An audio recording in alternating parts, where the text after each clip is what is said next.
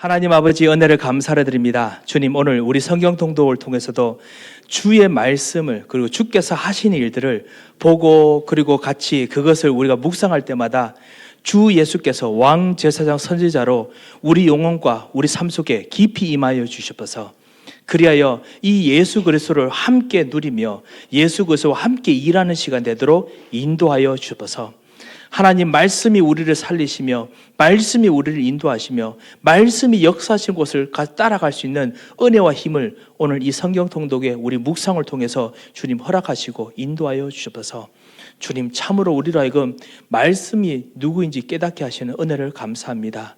주여 은혜를 부어 주옵소서. 예수 그리스도 이름으로 기도합니다. 아멘. 네, 우리가 잠깐 우리가 성경 통독에 있는 흐름을 수요 때 그 누가복음을 같이 보았고요. 그래서 요한복음을 오늘 좀 지난주에 있었던 요한복음 흐름을 우리가 좀 보도록 하겠습니다. 그리고 이번 주간부터 사도행전을 읽기 시작합니다. 그래서 사도행전을 우리가 같이 또 읽고 다음 주에 같이 또 보도록 하겠습니다. 요한복음 시작하기 전에 우리 그 요한복음에 대한 개요 우리 영상부터 먼저 좀 보도록 하겠습니다. 리딩 지저스에 있는 우리 영상을 먼저 좀 보도록 하겠습니다.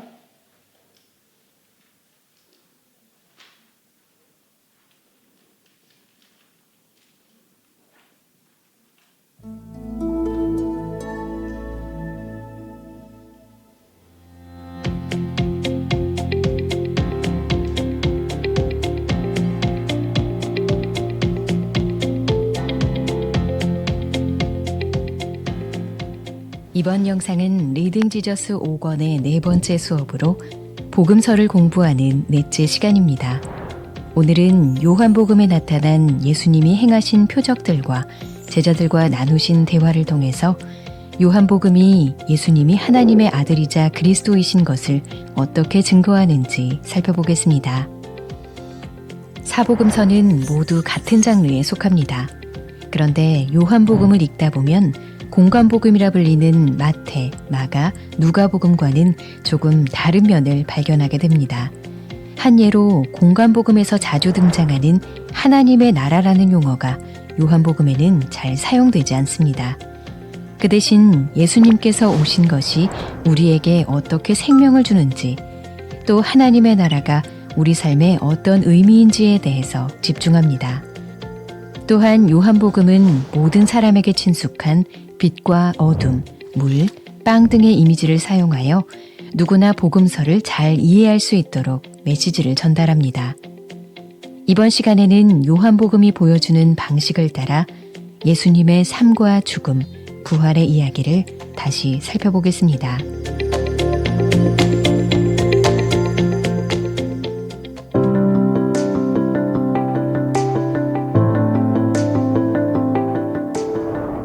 예수님은 분명한 의도를 가지고 기적을 행하십니다.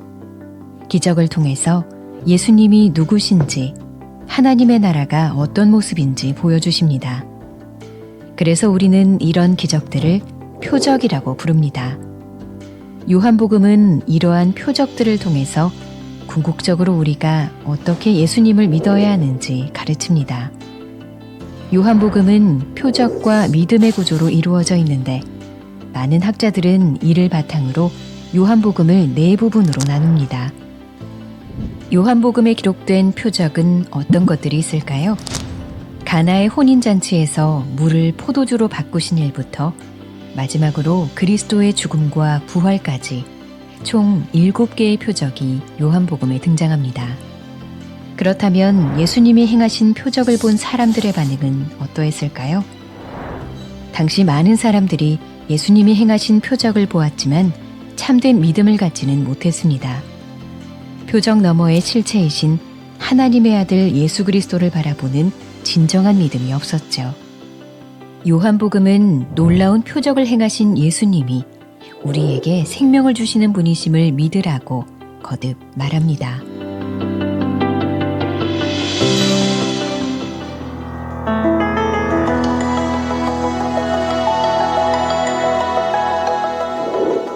요한복음은 창세기 1장 1절의 말씀을 배경으로 시작합니다. 태초에 말씀이 계시니라. 이 말씀이 하나님과 함께 계셨으니 이 말씀은 곧 하나님이시니라. 요한복음을 시작하는 이 말씀을 통해 예수님이 하나님의 아들이라는 것이 본질적으로 무엇을 의미하는지 엿볼 수 있습니다. 즉, 예수님은 창조주로서 세상이 시작되기 전에 계셨고 그분으로 말미암아 세상이 창조되었습니다. 요한복음 전체에 걸쳐 예수님은 창조주로서 모든 약속을 행하시는 것이죠. 이를 생각할 때 그분의 낮아지심과 십자가로 향하심은 훨씬 더 놀라운 사실이 됩니다.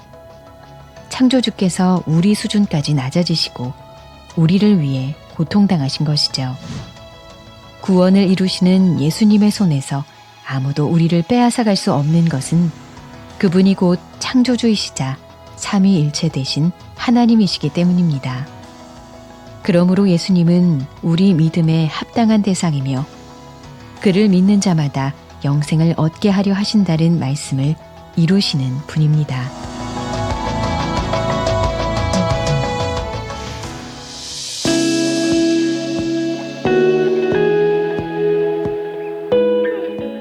예수님이 첫 번째로 행하신 표적은 가나의 혼인잔치에서 물을 포도주로 바꾸신 일입니다. 첫 표적 이후 요한복음 3장에서 예수님과 니고데모가 나누는 대화는 표적을 통해 예수님이 누구신지 알고 그분을 하나님의 아들로 믿는 믿음을 갖는 것이 얼마나 중요한지 알려줍니다. 요한복음 5장과 9장에는 38년 동안 걷지 못한 병자와 평생을 맹인으로 살아온 사람이 등장하고 예수님께서 그들을 각각 고쳐주시는 놀라운 사건이 일어납니다. 9장의 사건 이후 10장에서 예수님은 자신이 선한 목자라고 말씀하십니다. 선한 목자는 자기 양을 알고 양도 자기 목자를 알아보고 따른다는 것과 선한 목자가 양을 위해서 자기 목숨을 버린다는 사실을 가르치십니다. 요한복음 6장에서는 떡 5개와 물고기 2마리로 5,000명의 무리를 먹이시는 표적이 등장합니다.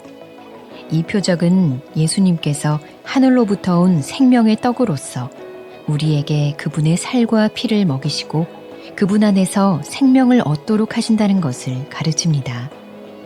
요한복음에서 가장 인상적인 표적은 죽은 지 나흘 된 나사로를 살리신 일입니다. 이 표적을 통해서 그리스도께서는 이전과 다른 차원의 영광을 나타내십니다. 예수께서 이르시되 나는 부활이요 생명이니 나를 믿는 자는 죽어도 살겠고 무릇 살아서 나를 믿는 자는 영원히 죽지 아니하리니 이것을 내가 믿느냐. 예수님은 죽은 나사로를 살리심으로 이 말씀을 증명하시고 자신의 죽음 후의 부활 또한 예고하십니다. 이 시점부터 많은 유대인들이 예수님을 믿자 대제사장들과 바리새인들은 예수님을 죽이려 합니다. 이는 7번째 표적이자 절정의 표적인 그리스도의 십자가 죽음 사건을 야기하는 원인이 됩니다.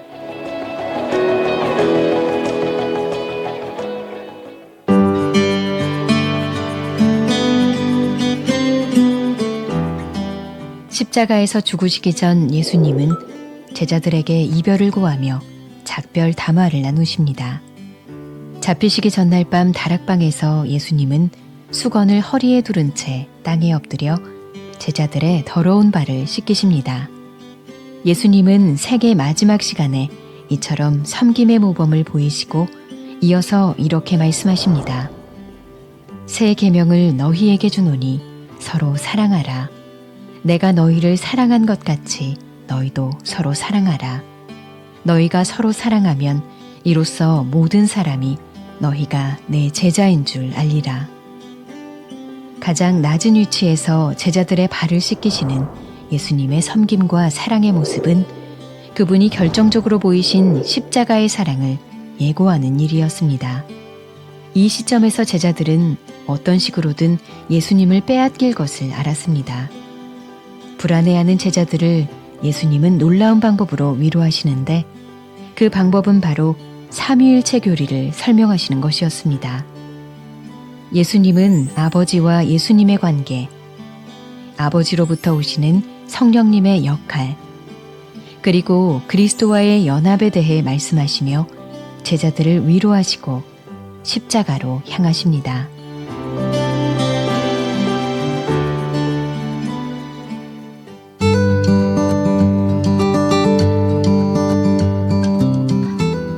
요한복음은 부활하신 그리스도에 대한 이야기를 가장 다채롭게 기록합니다.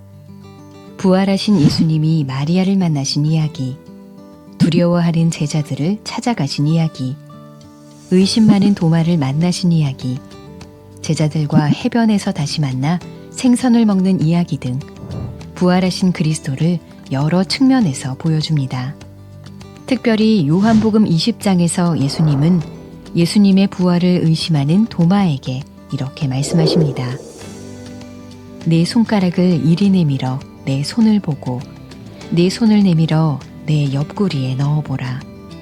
그리하여 믿음 없는 자가 되지 말고 믿는 자가 되라. 이어지는 요한복음 마지막 장인 21장은 예수님께서 당신을 부인했던 베드로를 만나 회복시키시는 이야기를 보여줍니다. 예수님을 위해 목숨을 버리겠다고 했던 베드로는 예수님이 잡혀가신 후 숯불 주위에서 불을 쬐다가 결국 예수님을 부인하고 맙니다. 그런 베드로를 회복시켜 주시기 위해서 예수님은 숯불 곁에서 베드로에게 나를 사랑하느냐고 3번 물으시고 내 양을 먹이라고 또 3번 말씀하십니다. 여기서 우리는 베드로의 회복과 그에게 사명을 주시는 장면과 함께 궁극적으로 모든 제자에게 사명을 주시는 장면을 봅니다.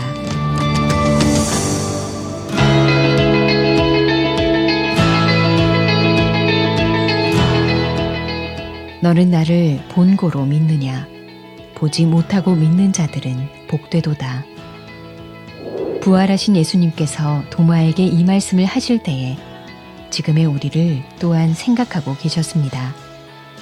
부활하신 그분의 육신을 보지 못했지만 부활을 믿는 자들을 말이죠. 우리가 요한복음을 읽으며 기억할 핵심은 예수님이 하나님의 아들, 곧 그리스도라는 것입니다. 그리고 우리가 이 진리를 믿을 때 그분의 이름으로 생명을 얻게 됩니다. 아무리 많은 성경 말씀을 읽고 외운다 할지라도 성경을 읽는 행위 자체는 우리를 생명으로 인도하지 못합니다. 생명은 오직 그리스도를 통해 옵니다. 오직 이것을 기록함은 너희로 예수께서 하나님의 아들 그리스도이심을 믿게 하려 함이요 또 너희로 믿고 그 이름을 힘입어 생명을 얻게 하려 함이니라.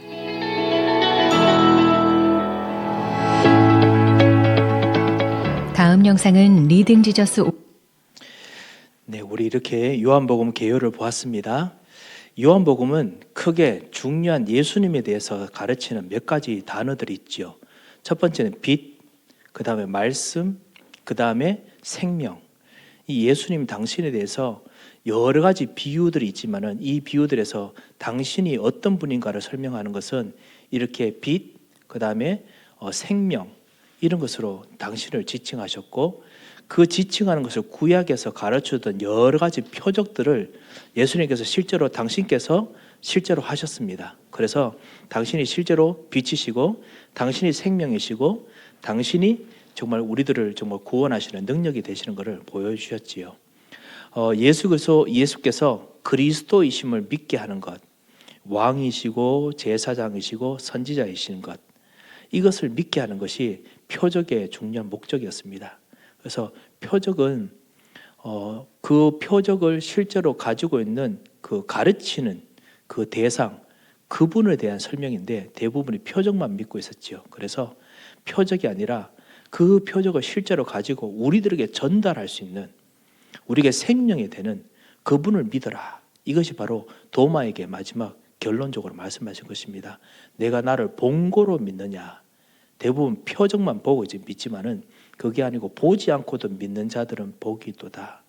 이 표적이 가르치는 대상, 지금 실제로 우리 몸에, 우리 영혼에 지금도 임하시는 그 예수 그리스도, 이분이 우리가 믿는 대상이지요. 그래서 이 믿음을 우리가 오늘 같이 보고 또 향유하게 됩니다. 참 얼마나 감사한지 모르겠습니다.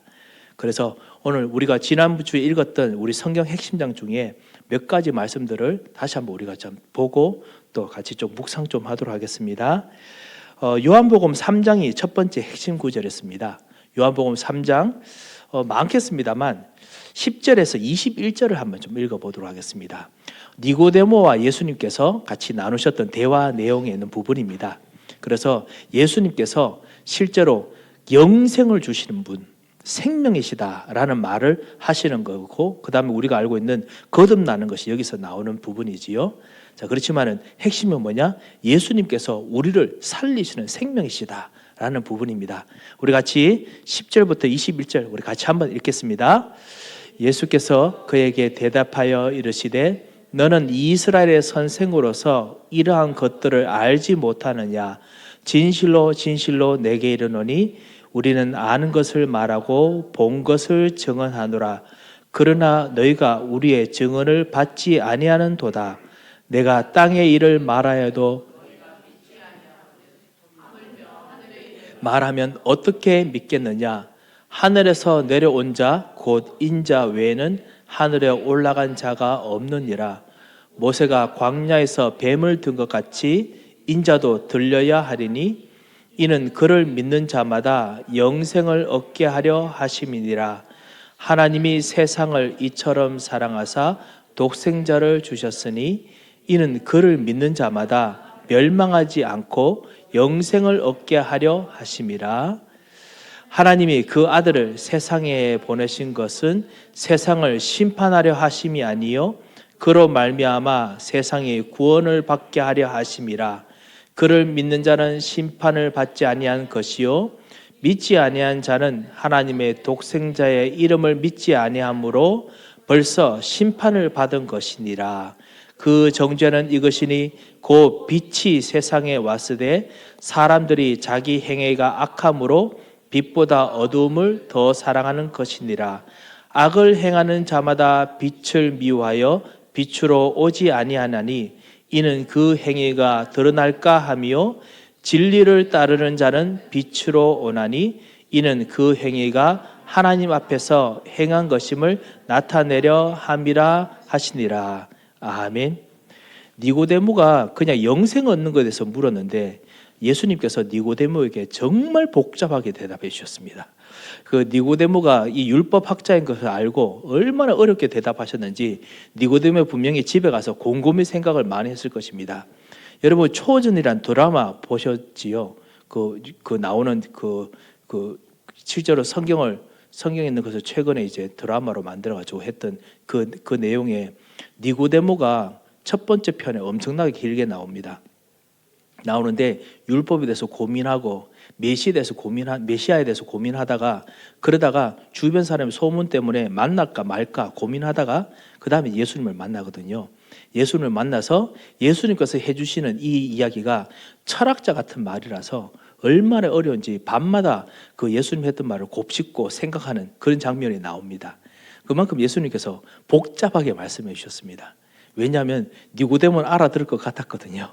하지만은 니고데모도 결국 잘 못 알아들으니까 예수님께서 너는 이스라엘의 선생으로 어찌하여 못 알아듣느냐 그렇게 말씀하시죠. 이 모든 건 다 영적인 것입니다. 오늘 이 13장 10절에서 21절에 있는 예수님 당신을 빛으로 설명하셨고 진리로 설명하셨고요.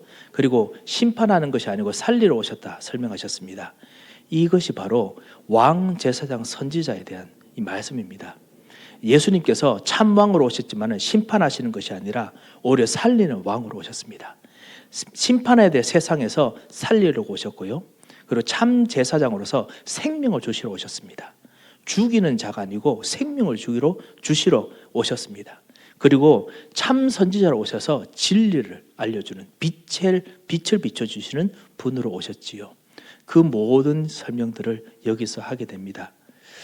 그래서 이런 설명들을 통해서 니고데모에게 당신이 구약에서 말하던 그 메시아다, 왕제사장 선지자다, 이거 설명을 해주셨던 거지요. 우리에게 이 그리스도가 우리가 깨닫든지 못 깨닫든지 이분이 우리들에게 오셔서 우리의 주인이 되셨습니다. 우리 작은 그 조그만 믿음, 우리의 진짜 겨자씨만한 그 믿음, 예수님께서 우리의 주인이 되시고자 하는 그 믿음 때문에 우리가 모셨는데 이 엄청난 진리가 우리에게 한꺼번에 다 다가왔지요. 우리가 시간이 갈수록 말씀을 이해할 때마다 더 깨닫고 깨닫게 되는 이 참 진리 중의 진리, 참 빛 중의 빛, 그리고 참 왕의 이 역사가 우리들에게 일어나고 있습니다. 참 감사하지요.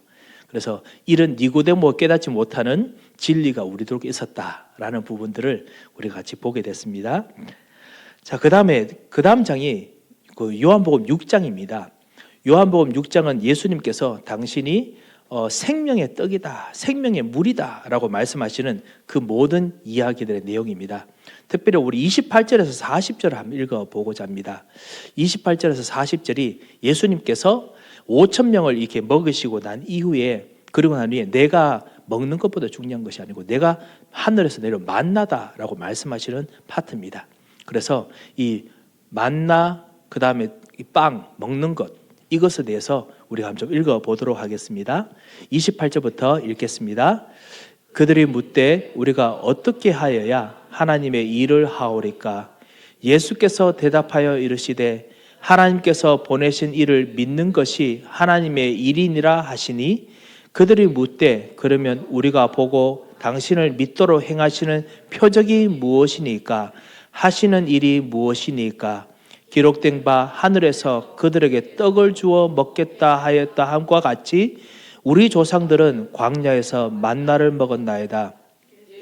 이르시되 내가 진실로 진실로 너에게 이르노니 모세가 너에게 하늘로부터 떡을 준 것이 아니라 내 아버지께서 너에게 하늘로부터 참떡을 주시나니, 하나님의 떡은 하늘에서 내려 세상에 생명을 주시는 것이니라. 그들이 이르되 주여 이 떡을 항상 우리에게 주소서. 예수께서 이르시되 나는 생명의 떡이니 내게 오는 자는 결코 줄이지 아니할 터이요 나를 믿는 자는 영원히 목마르지 아니하리라. 그러나 내가 너에게 이르기를 너희는 나를 보고도 믿지 아니하는도다 하였느니라. 아버지께서 내게 주시는 자는 다 내게로 올 것이요 내게 오는 자는 내가 결코 내쫓지 아니하리라. 내가 하늘에서 내려온 것은 내 뜻을 행하려 함이 아니요 나를 보내신 이의 뜻을 행하려 함이니라. 나를 보내신 이의 뜻은 내게 주신 자 중에 내가 하나도 잃어버리지 아니하고 마지막 날에 다시 살리는 이것이니라. 내 아버지의 뜻은 아들을 보고 믿는 자마다 영생을 얻는 이것이니 마지막 날에 내가 이를 다시 살리리라 하시니라. 아멘. 예수님 당신께서 하늘에서 내려온 만나 떡인데 이 떡은 먹는 자마다 절대로 놓치지 않고 다 살리는 떡이다 말씀하셨습니다. 여러분을 다 살리는 떡이다. 우리가 이 떡을 받으면 다 살리는 떡입니다. 제가 이번 주간에 제가 좀 신방하고 그다음 전도하러 다니는 곳에서 우리 교우분께서 같이 목사님 좀 예배 좀 드려주십시오 해서 같이 예배 드리고 있는데 그 옆집에 있는 분을 불렀습니다. 그 와서 그분이 좀 최근에 좀 여러 가지 어려운 힘들이 있다고, 그래서 같이 또 교회 다니는 분이기도 한데 최근 들어 교회도 못 갈 만큼 되게 힘든 일이 되게 많으셨어요. 그래서 같이 예배 드리자 해서 같이 예배를 드렸거든요. 드리고 난 이후에 그분께서 목사님 질문이 있습니다 이렇게 여쭤보셨습니다. 왜냐하면 제가 최근에 하나님께 너무 큰 죄를 지었습니다. 그리고 저를 위해서 기도하는 사람들마저 완전히 나를 저버릴 만큼 너무나 큰 실수를 해가지고 제가 돌이킬 수 없는 일들을 지금 했습니다. 이런 일을 어떻게 하면 돌이킬 수 있겠습니까? 과연 내가 이것을 바꿀 수 있겠습니까? 이제 이런 질문을 했습니다. 아시다시피 우리 대답은 뭔지 압니다. 그지요? 주님께서는 누구든지 회개하고 그 다음에 누구든지 돌아온 자들에게는 정말 주님께서는 그 아무리 큰 것이라도 주님께서 용서하십니다. 그런데 막상 우리 주변에 우리 자녀가 이런 큰 일을 저지르면은 우리는 쉽게 이거를 넘어갈 수가 없을 만큼 너무 괴롭고 힘들지요. 우리가 도우고 사랑하는 사람들이 뭔가 큰 일을 저지르면은 너무나 이제 넘어가기 힘들 만큼 너무나 아프고 괴로울 것입니다.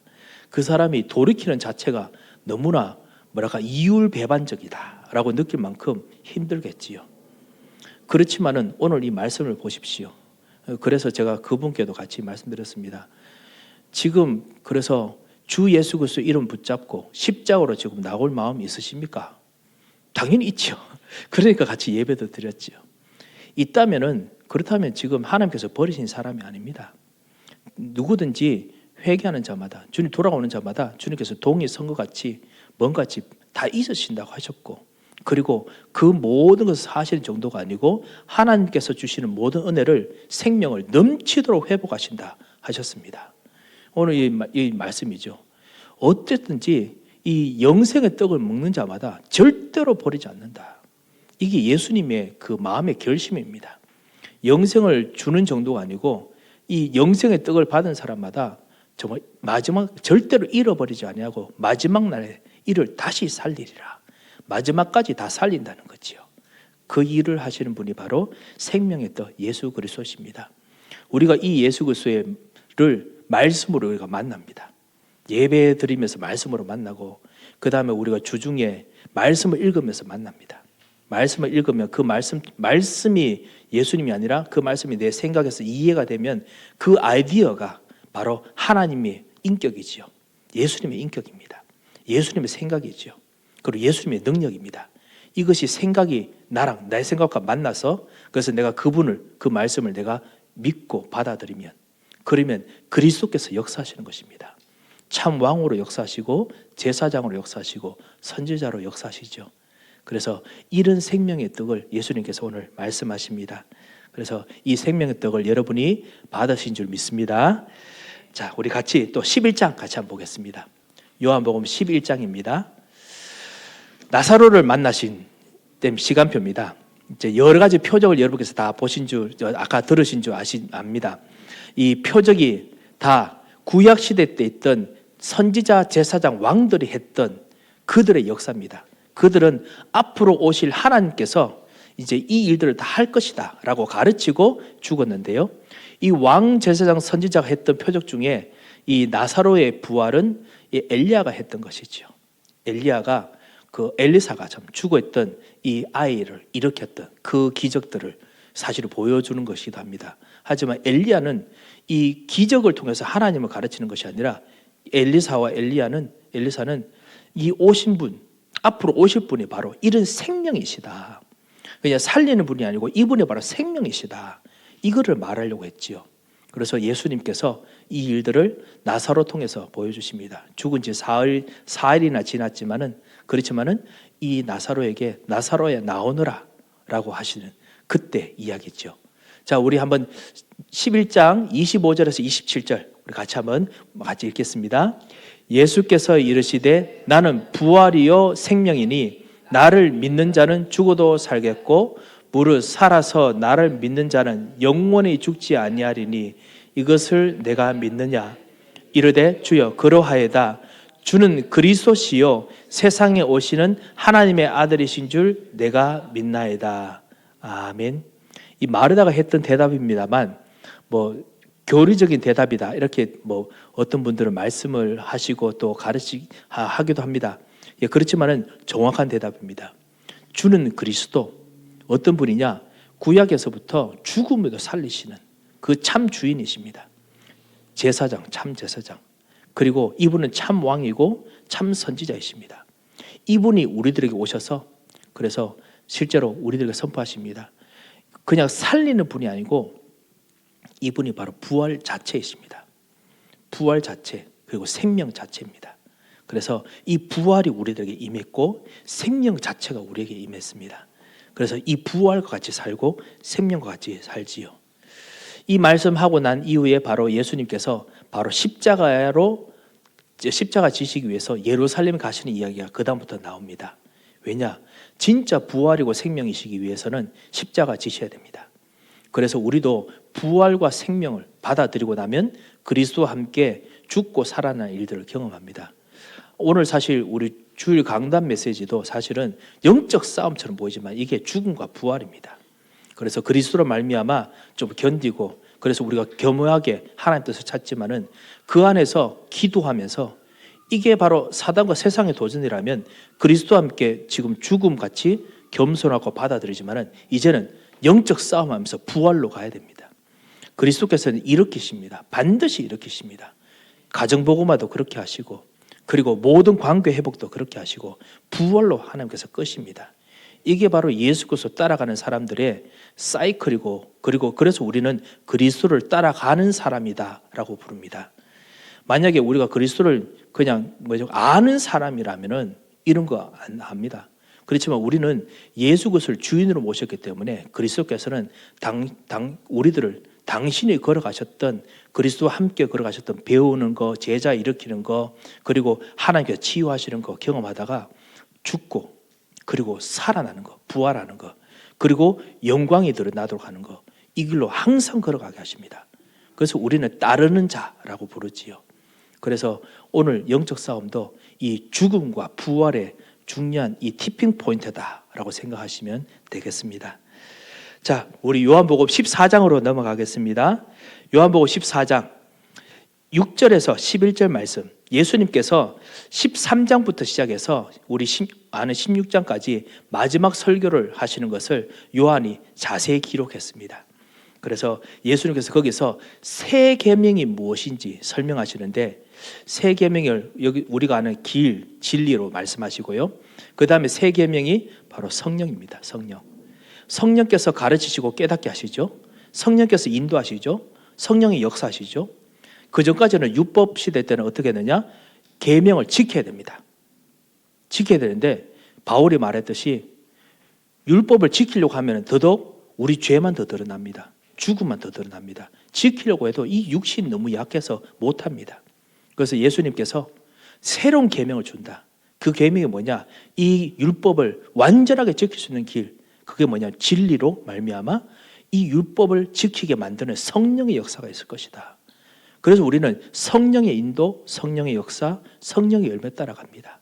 자, 그런 흐름 속에 있는 이 예수님의 설교, 요한복음 14장 6절에서 11절 우리 같이 한번 읽어보겠습니다.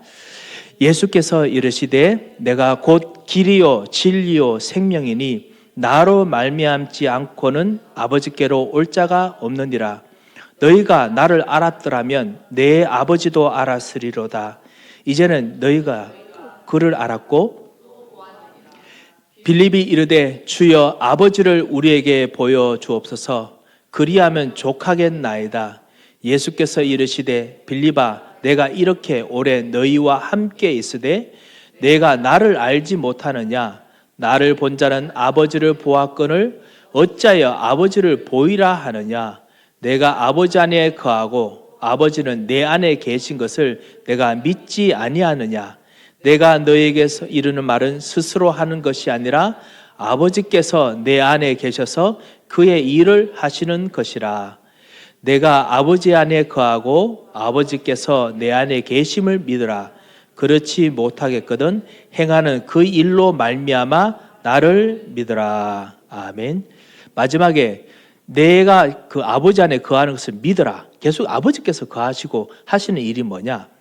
예레미야에서 계속 말씀하셨던 내가 새로운 계명을 준다. 내 율법을 준다. 그래서 돌같이 너희 굳은 마음들을 다 제하여 버리고 새로운 부드러운 살같이 하여서 너희로 하여금 말씀이 너희 마음에 새겨지도록 하고 말씀이 순종되도록 만들도록 할 것이다. 그때 하나님께서 할 것이다 라고 계속 의지를 통해서 말씀하셨죠. 이게 바로 세일입니다. 그 세일을 하는 그 세일이 이제 우리가 안 읽었지만 앞으로 있는 14장 16절부터 시작해서 쭉 나오는 성령이십니다. 성령이 하시는 모든 일들이 말씀이 그리스도께서 무슨 말을 하시는지 알아듣고 그리고 그것 따라서 우리가 성령을 따라서 행하고 성령을 따라서 열매를 맺고 우리가 하는 이 300%지요. 그죠? 이거를 하게 되는 것이죠.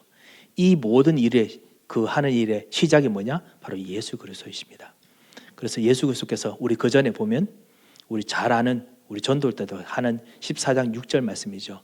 내가 곧 길이요 진리요 생명이니 나로 말미암지 않고는 아버지께로 올 자가 없느니라. 예수 그리스도 통해서 우리가 이 일들을 하게 됩니다. 새로운 계명을 우리들에게 주셨고 이 새로운 계명으로 우리가 살게 됐습니다. 저 요한복음은 사실 새로운 계명이라는 것이 아주 중요한 핵심입니다. 새로운 계명. 이 새로운 계명이 앞으로 무엇으로 연결되느냐? 그 요한복음 20장, 21장에 있던 사랑과 연결됩니다. 뭐냐? 그 내가 나를 사랑하느냐? 그 물으시죠? 그러면 내 어린 양을 먹이라 하시죠. 이 모든 것이 다 새로운 계명과 연결되어 있습니다. 자, 이 새로운 계명을 어떻게 완성하셨느냐? 십자가에서 완성하셨습니다. 우리 요한복음 19장 28절에 30절 우리 같이 한번 읽도록 하겠습니다. 그 후에 예수께서 모든 일이 이미 이루어진 줄 아시고 성경을 응하게 하려 하사 이르시되 내가 목마르다 하시니 거기에 신포도주가 가득히 담긴 그릇이 있는지라 사람들이 신포도주를 적신 해면을 우슬초에 매어 예수의 입에 대니 예수께서 신포도주를 받으신 후에 이르시되 다 이루었다 하시고 머리를 숙이시니 영혼이 떠나가시니라. 아멘. 주님께서 십자가에서 다 이루었다. 첫 번째는 it is paid. 정말 모든 것 다 치루었다. 그 다음 it is finished.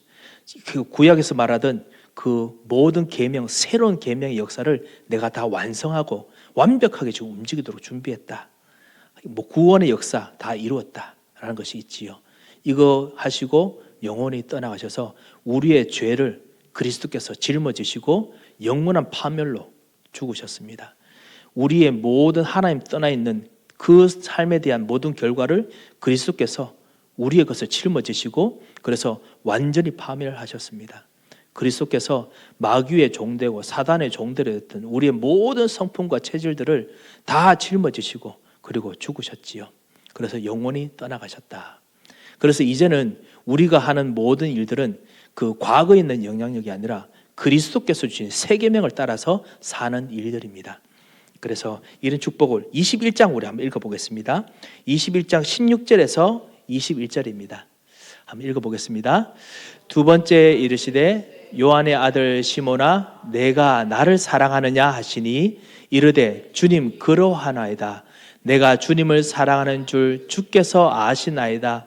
이르시되 내 양을 치라 하시고 세 번째 이르시되 요한의 아들 시몬아 내가 나를 사랑하느냐 하시니 주께서 세 번째 내가 나를 사랑하느냐 하심으로 베드로가 근심하여 이르되 주님 모든 것을 아시오매 내가 주님 사랑하는 줄을 주께서 아시나이다. 예수께서 이르시되 내 양을 먹이라. 내가 진실로 진실로 내게 이르노니 내가 젊어서는 스스로 띠뛰고 원하는 곳으로 다녔거니와 늙어서는 내 팔을 벌리리니 남이 내게 띠띠우고 원하지 아니한 곳으로 데려가리라.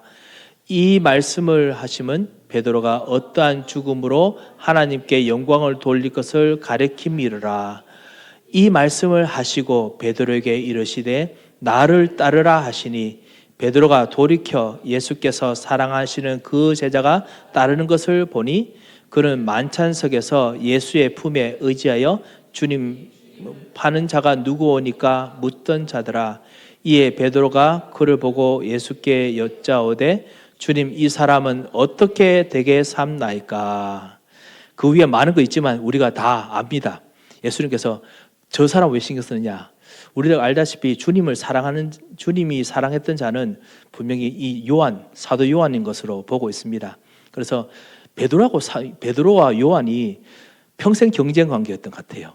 옛날에 예수님 제자 때도 서로 막 그냥 열내면서 불의 아들들 아닙니까?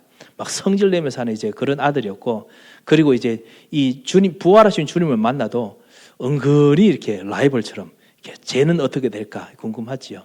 그런데 예수님께서는 아까 우리 리딩 지저스처럼 각 사람에게 사명을 주십니다. 각 사람의 사명을 주시는데 특별히 요한을 통해서 깨닫게 된 것이 뭐냐? 이런 새로운 계명이다. 새로운 계명. 그것이 길, 진리, 생명 대신 왕, 제사장, 선지자 대신 그리스도께서 새롭게 만드신 이 길을 따라가는 것. 그리스도와 함께 가면서 말씀을 따라서 제자들을 일으키고 치유하고 가다가 그리스도와 죽고 다시 살아나고, 그래서 그리스도의 영광을 먼저 체험하는 것. 앞으로 우리 천국에서 영광을 체험하겠지만은 지금 이 땅에서도 그 맛으로 우리가 살도록 주님 우리를 완전히 구원하셨습니다. 그래서 이 축복을 같이 누리는 이 삶 살라고 그래서 베드로에게 말씀하십니다. 베드로가 이거 낙심하고 난 이후에 어떻게 합니까? 주님께서 내가 나를 사랑하느냐? 이 사랑이라는 단어가 자체가 바로 새로운 계명을 지키는 그 모든 것을 포함하고 있는 단어입니다. 내가 율법을 지킬 수 있느냐, 율법에 순종할 수 있느냐, 완성할 수 있느냐. 하지만 그리스도께서는 이제 예수 그리스도 당신으로 모든 것을 했기 때문에 사랑이라는 단어 하나로 모든 걸 축약했습니다. 왜냐? 그리스도를 따라가면 되니까요. 그래서 내가 나를 사랑하느냐? 그 말은 뭐냐? 그리스도를 따라갈 수 있느냐? 이 말이죠. 그래서 3번이나 물으니까 고민하지만 대답합니다. 주님 모든 것을 아시오니 내가 주님을 사랑한 줄 주께서 아시나이다. 사랑은 그리스도와 연결됐습니다. 사랑은 그리스도 제자가 되는 것과 꼭 연결됐습니다. 그래서 고린도전서 13장 방언, 예언 이런 이야기 나와도 거기에 사랑이 이 중에 제일은 사랑이라 했지요. 그 사랑은 그냥 사랑이 아니고요. 체리티가 아니고 그리스도입니다. 예수 그리스도입니다. 그래서 사랑을 오래 참고 사랑을 온유하고 사랑을 겸손하고 이거는 사랑 이야기가 아닙니다. 예수님은 온유하셨고 예수님은 겸손했고 예수님은 무례하지 않고 예수님은 교만하지 않고 그리고 불의도 왜냐하면 이 모든 게 다 예수 그리스도입니다. 그래서 은사 중에 최고 은사가 뭐냐? 그리스도 따라가는 것. 은사 중에 최고 은사가 뭐냐? 그리스도 전달하는 것, 전도하는 것. 자, 그 이야기가 바로 이 고린도전서 13장에 있는 사랑 이야기거든요. 그래서 이 사랑하느냐? 그때 예수님께서 사랑하기 때문에 이 계명을 어린 양들에게도 주라. 그래서 우리 교회에 있는 어린 양, 새신자, 새가족들, 그리고 우리 어린 양들, 우리 후대들, 렘넌트들, 그리고 우리 어린 양, 정말 치유, 상처, 어려운 사람들 있는 사람들, 치유받아야 될 사람들, 이들을 먹이라. 이렇게 말씀하셨죠. 이런 사명을 주셨습니다. 여러분과 우리들에게도 이 예수님이 그리스도고 그리스도 따라간 거 알면은 저절로 우리들 말미암아 사랑하는 마음이 듭니다. 예수리 그리스도도 너무 사랑하고 그리고 우리 옆에 있는 사람들도 너무 사랑하게 되죠. 특별히 정말 복음 받고 새롭게 일어나는 사람들, 그들이 뭐 여러 가지 가시 돋친 말을 여러분에게 내뱉더라도 사랑할 줄 알게 될 것입니다. 그들이 너무나 힘든 일로 여러분을 힘들게 만들더라도 여러분을 사랑하게 될 것입니다. 어떤 분이 그 이야기 하시더라고요. 제가 다른 어떤 새로운 분을 같이 교회에 좀 데리고 오려고 하는데 이분이 오면, 이런 분이 같이 모시고 오면은 제가 힘들 것 같아요. 물론 그렇지요. 힘들 것 같을 겁니다. 그런데도 불구하고 데려오고 싶습니다. 그리스도께 진짜 모시고 오고 싶습니다. 왜냐? 그게 바로 그리스도의 사랑이니까. 나를 그렇게 만들어 주셨기 때문에. 그래서 나를 그렇게 만드신 사랑 때문에 나도 그 사랑으로 내 양을 치게 되지요. 그래서 이런 전도운동 속에 좀 들어오시고 또 새로운 힘을 얻으시는 한 주 되시기 바랍니다. 빨리 진행했습니다. 제가 지각을 한 바람에 빨리 진행했습니다만 혹시 궁금한 점이 있으십니까? 예, 아무래도 빨리 가야겠다 뜻으로 다 가방 지퍼를 여시는 거 봐서는 기도하고 마쳐야겠습니다. 한번 기도하겠습니다. 하나님 아버지 감사합니다. 정말 주님께서 우리를 사랑하신 그 사랑 참으로 감사를 드립니다. 왕 제사장 선지자를 따라서 그리스도와 함께 이번 한 주간 살다가 누리다가 주님 앞에 돌아오도록 주님께서 이번 한 주간 인도하여 주시고 말씀이 우리를 다스려 주시옵소서. 감사하며 예수 그리스도의 이름으로 기도합니다. 아멘.